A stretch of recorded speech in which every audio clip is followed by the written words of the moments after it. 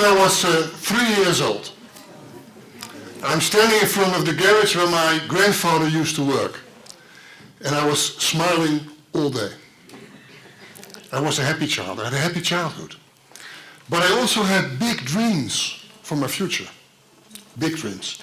First, I dreamt that one day I would join the Thunderbirds. Which I didn't. Second, I dreamt that one day I would become a famous inventor. Which I didn't. And thirdly, I dreamt that I would become Superman. Which I did, as you can see. So let's fast forward 46 years. 5 years ago, I was working as a manager in a big company in the Netherlands. And what do managers do? I spent all my days in meetings.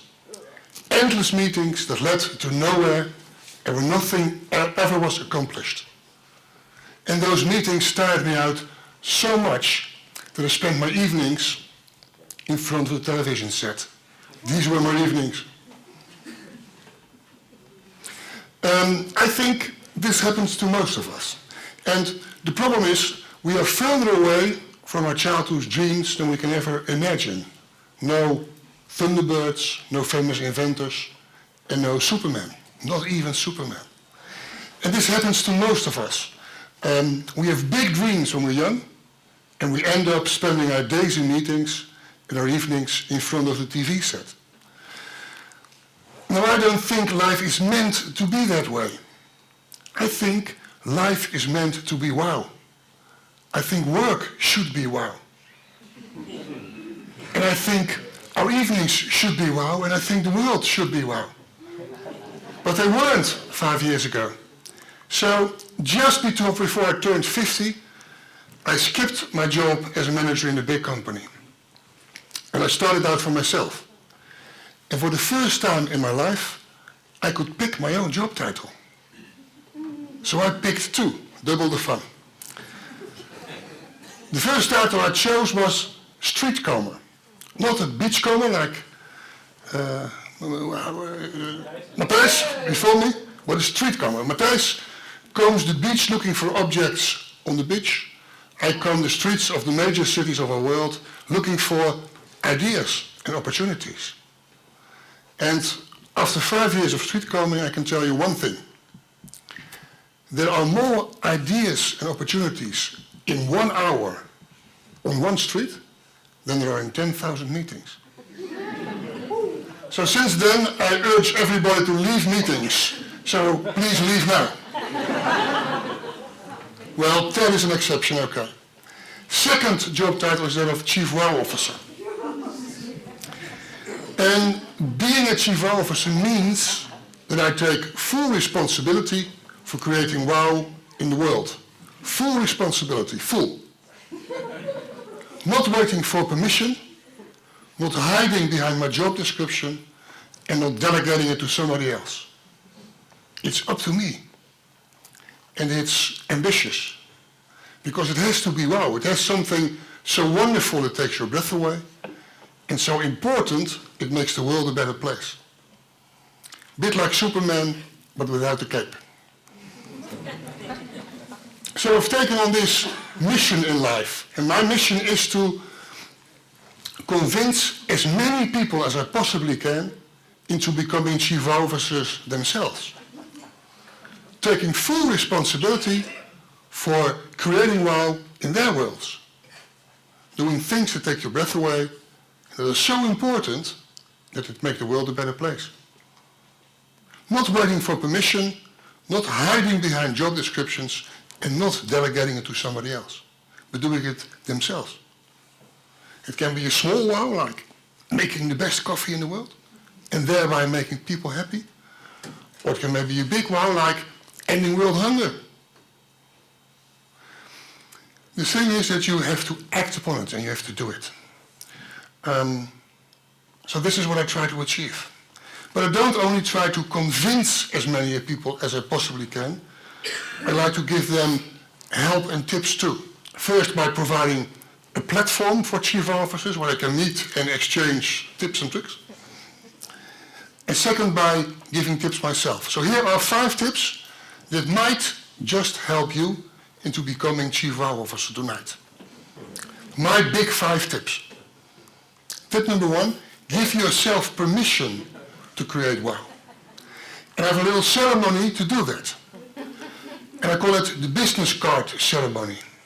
So who of you has a business card? Let me see your hands, please. Please take one out, one of your business cards. And look at the front of your business card, the front side. Look at the front side. This front side is the company side of the business card. Here is your formal job title, the one that's given to you by your company. And usually, this is a very boring job title, like manager or marketeer or And those titles say nothing about your passion and talents. It says nothing about your unique contribution to the world. And it says nothing about your big plans for the future. So here's what I want you to do. I want you to flip the business card to the back side. And make this side your side, your personal side of the business card. And put your own job title here. A job title you choose. Not one your boss chooses or your HR department, what you choose. And be sure to make it a job title that matches your passion and talents. And make it a job title that matches your unique contribution to the world and the plans that you have. And if you want, by all means, write down Chief Wow Officer. It's okay with me. But you can also pick your own words, as long as it's wow, it's big enough. Now, as soon as you've done that, you have the permission. Because now it's on your business card. So it's what you're supposed to do. But, and there's a big but, this is not without consequences. As soon as you write down your job title on the back of your business card, it's a bit like signing a contract. A moral contract with yourself and a moral contract with the world. Because from now on, you have to act upon it. You can't leave it be.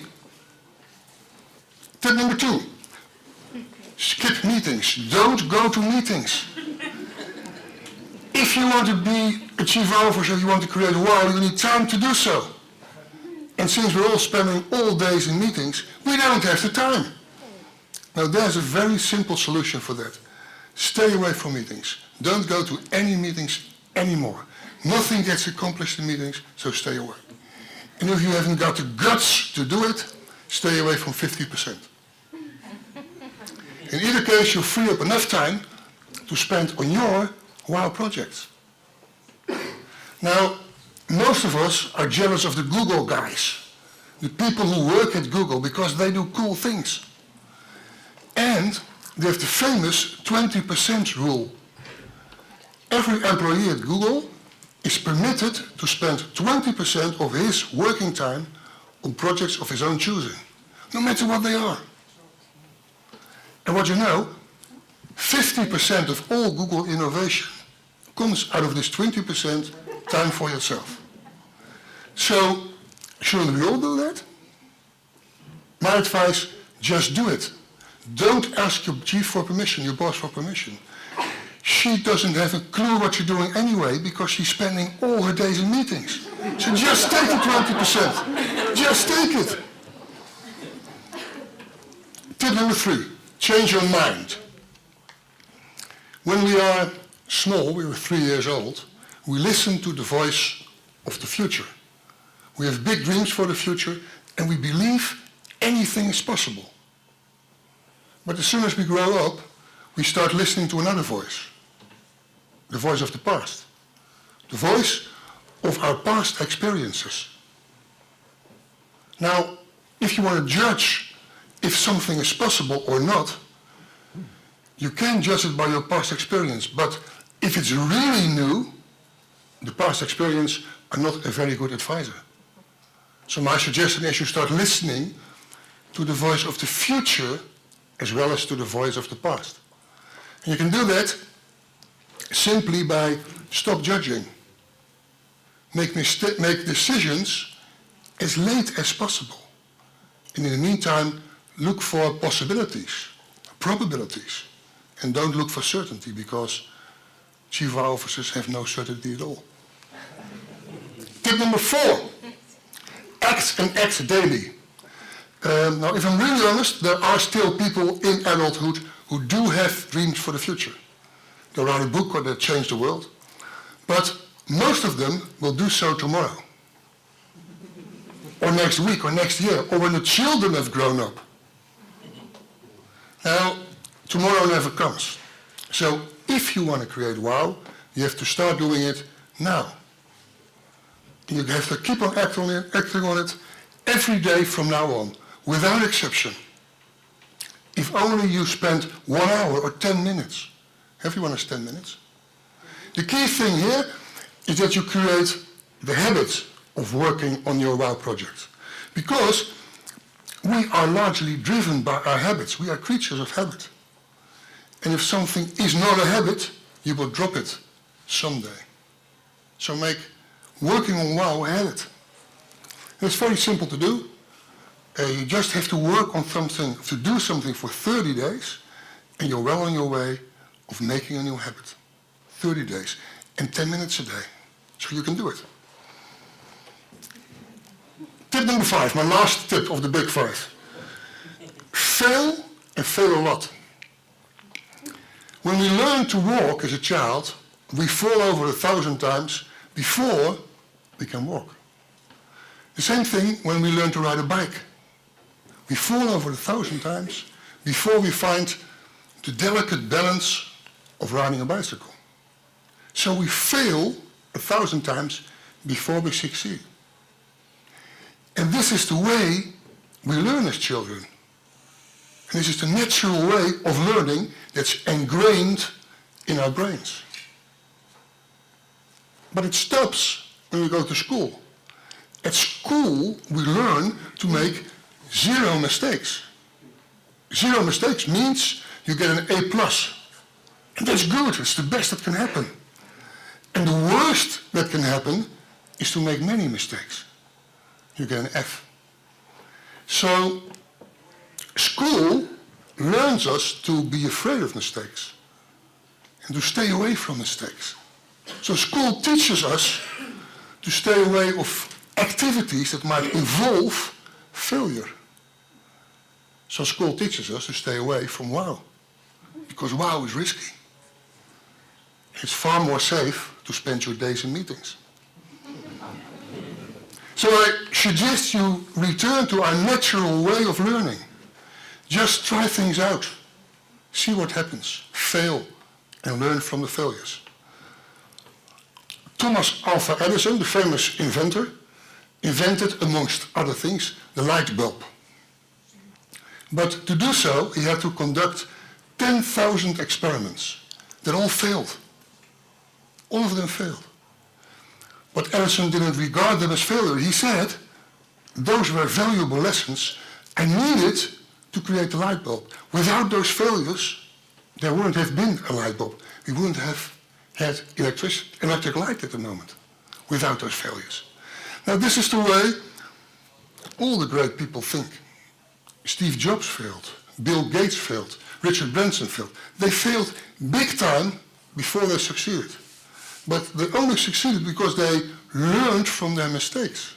And that's why they became so great. So please, redefine the word failure and start failing your way forward. And I'd even like to take it one step further, one step. I'd like you to set a failure quota for yourself.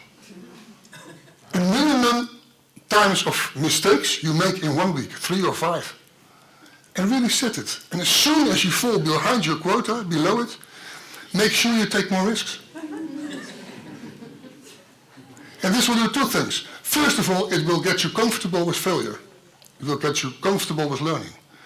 But second, it will push you out of your comfort zone into the wow zone. Okay, so these were my 5 tips for you. And the funny thing is, you are an expert at it already. When you were a child, you played you were Superman. so you already took on you another job title. When you were a child, you stayed away from boring classes without permission, so you're an expert in staying away from meetings. And as a child, you believed anything was possible, so you listened to the future. And as a child, you acted only on the things you thought were important, and not on the things somebody else said were urgent, like your homework. And as a child, you failed a lot, and you learned from your failure, and you were comfortable with it. So the big five are already inside of you. You're an expert at it. The only thing you have to do is to reconnect with the 3-year-old inside of you. If you do that, you're well on your way of becoming a Chief Wow Officer.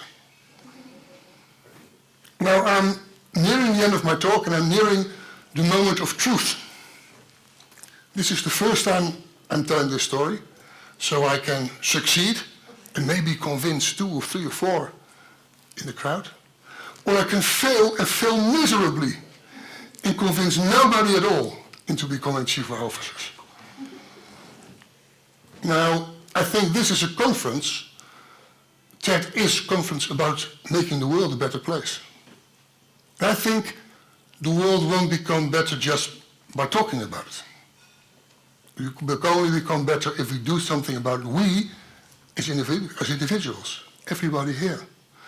It will only become better if we take the full responsibility for creating wow in our world. Not waiting for permission, not hiding behind job descriptions, and not delegating it to somebody else, but doing it yourself.